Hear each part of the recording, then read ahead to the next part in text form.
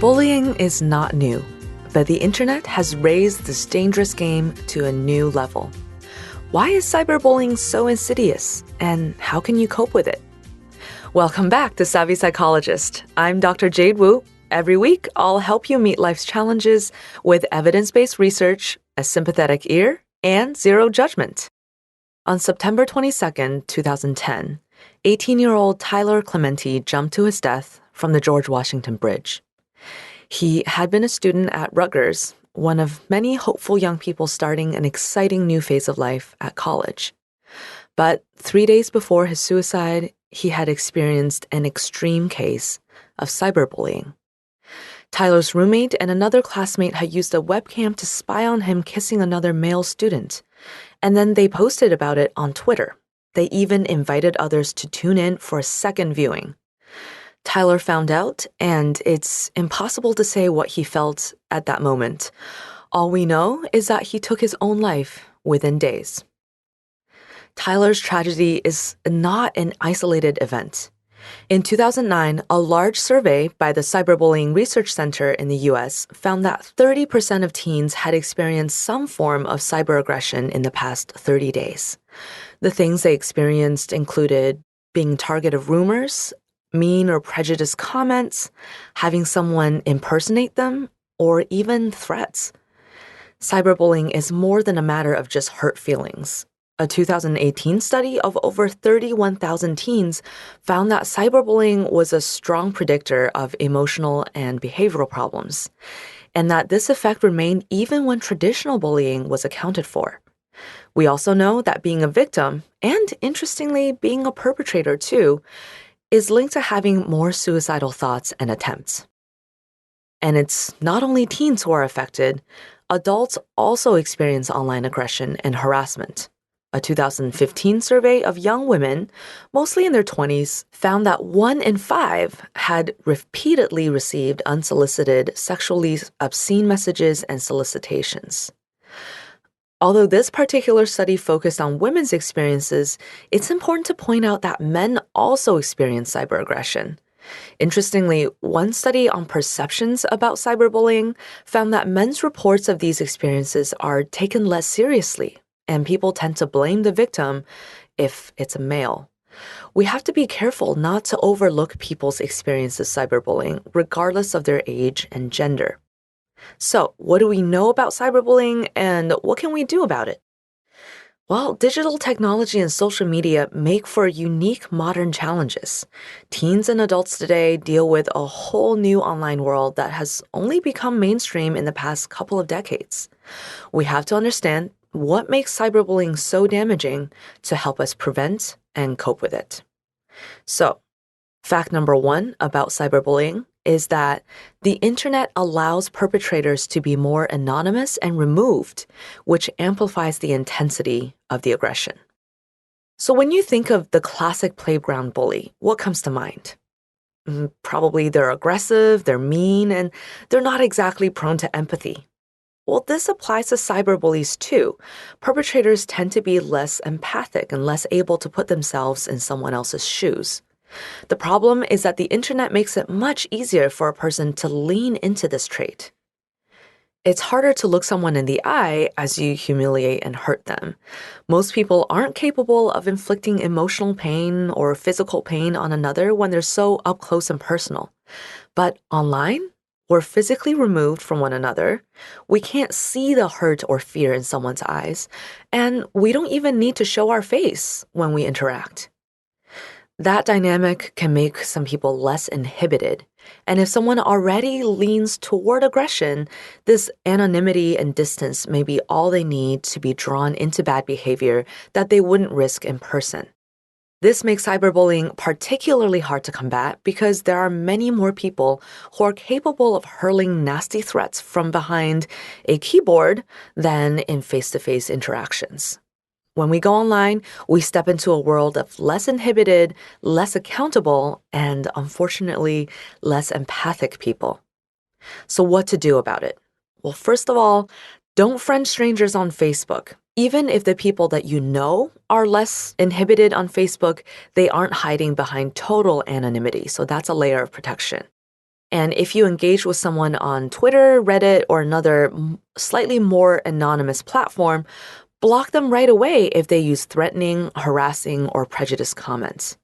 Remember, you don't have to engage. Cyberbullies are not looking for a productive discussion with you, so no amount of reasonable arguments will persuade them. In fact, your discomfort could reinforce and feed their behavior. Silence is the least satisfying response they can get from you. And make sure to get support from forum moderators, other participants in the conversation, and the people in your offline life. Now, what about bystanders? So, fact number 2 about cyberbullying and why it's so particularly damaging is that bystanders to cyberbullying are less likely to step in and help. So, the distance and anonymity on the internet that we've already talked about also creates worse bystanders. If one person witnesses a physical assault, the victim has a potential ally, or at least someone to call the police. If 100 people witness the assault, nobody feels like it's their responsibility or their place to step in.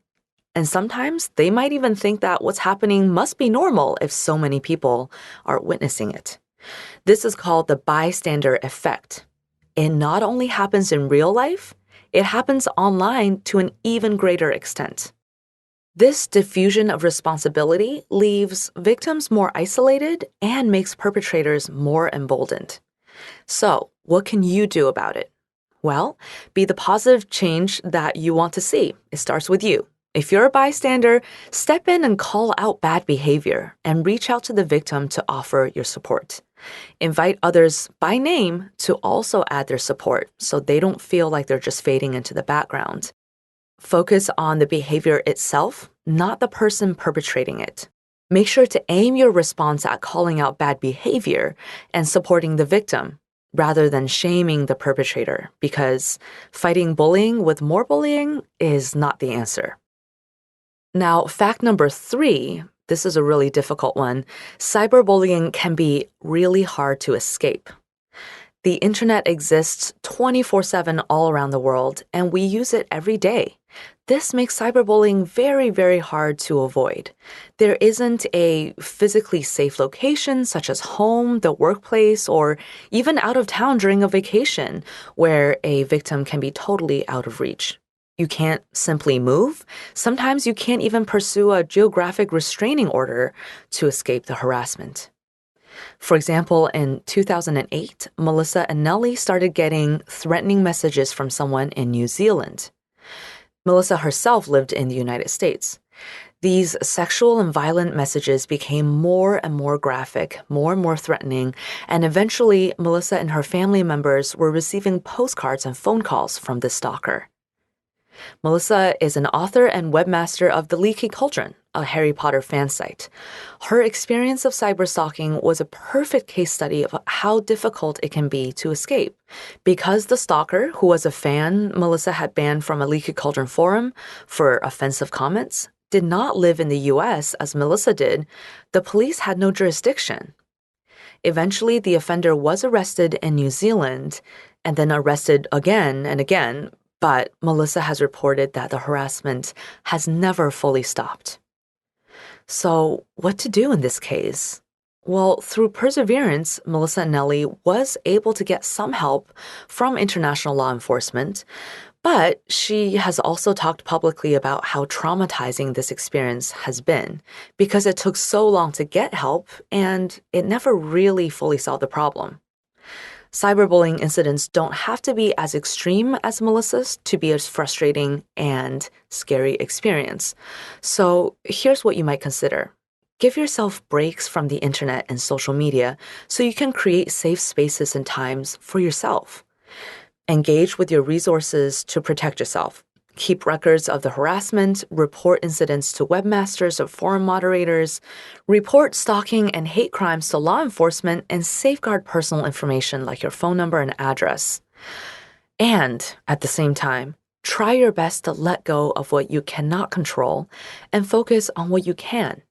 Instead of checking your inbox throughout the day repeatedly or rereading offensive messages, Spend your time and mental space on other areas of your life that are more fulfilling and give you a sense of mastery. Remember that in this case, letting go is not resignation or defeat, but rather an empowering choice that you can make. And lastly, even with all that, you can be doing everything right to protect yourself and to be coping with cyberbullying. But fact number 4 is that cyberbullying is incredibly isolating. Cyber-aggression leaves no bruises and scars, even though the emotional damage can be just as bad. And ironically, while the abuse can be invisible, it can also be very exposing at the same time. We all know that what gets on the internet tends to spread and stay. Even years after the initial cyberbullying, there may be permanent records of humiliating videos, sexually intimate pictures, and vicious rumors that follow a victim. This can affect every relationship or hopeful relationship that this person has for the rest of their life. These factors make cyberbullying a particularly isolating type of trauma. It may be hard to reach out for social support because you may feel intimidated or embarrassed about what's going on. I can imagine, for example, that if, say, someone's ex-partner spread nude pictures of them on the internet, the last thing they would want is to point their family and friends to these pictures and ask for emotional support. And even when there's no embarrassing materials present, being the recipient of repeated harassment can also be difficult to share. Remember the statistic I talked about earlier that said 20% of young women in one study had received repeated unwanted sexual messages? That study also found that a large number of these women internalized the harassment. Keeping that harassment to themselves affected not only their mood, but even their appetite and sleep. That means it is really important to reach out and get support. So, what to do about it? It's important to get social support from people you can trust and people who will want to help you instead of judging you. If you don't feel comfortable sharing with family or friends, you can also reach out to a mental health professional who will not only be non-judgmental, but also be bound by confidentiality. Remember that you don't have to deal with this on your own. It's possible that the stress of the isolation will cause you even more grief than the stress of sharing your embarrassing experience with someone who cares. So, to summarize, what have we learned? We know that the internet allows perpetrators to be anonymous and removed, which makes cyberbullying even more dangerous in some cases than traditional bullying. So you should protect yourself on the internet and try to disengage as soon as possible from threatening, harassing behavior. We know that it's harder for bystanders to step in and help, so if you are a bystander, make sure you step up and call out bad behavior. We also know that cyberbullying is hard to escape because the internet is every when and everywhere. So, gotta protect yourself again, and also make sure to set aside protective time and mental space for yourself. So don't go back again and again to check on your inbox when you could be doing something a little bit more empowering and masterful for yourself. And lastly, cyberbullying is really isolating, so this makes it extra important to seek social support. And you're not alone. A lot of people experience cyberbullying, and we can only stop it and prevent it and cope with it best if we get together and support each other through it. Now, let me know what else you want to learn about cyberbullying or other psychological tips. You can find me on Facebook or Twitter. I'm at QDT Savvy Psych. And if you want specific sleep-related tips, I'm also at Jade Wu PhD. You can listen to the show on Apple, Spotify, or wherever you get your podcasts. And don't forget to subscribe so you keep up with each episode. Next week, we're going to have a really interesting conversation with Elaine Birchall about hoarding disorder. Savvy Psychologist is audio engineered by Steve Rickeberg and edited by Karen Hertzberg. As always, Savvy Psychologist is strictly for informational purposes and does not substitute for mental health care from a licensed professional. Thank you so much for joining me, and I'll see you next week for a happier, healthier mind.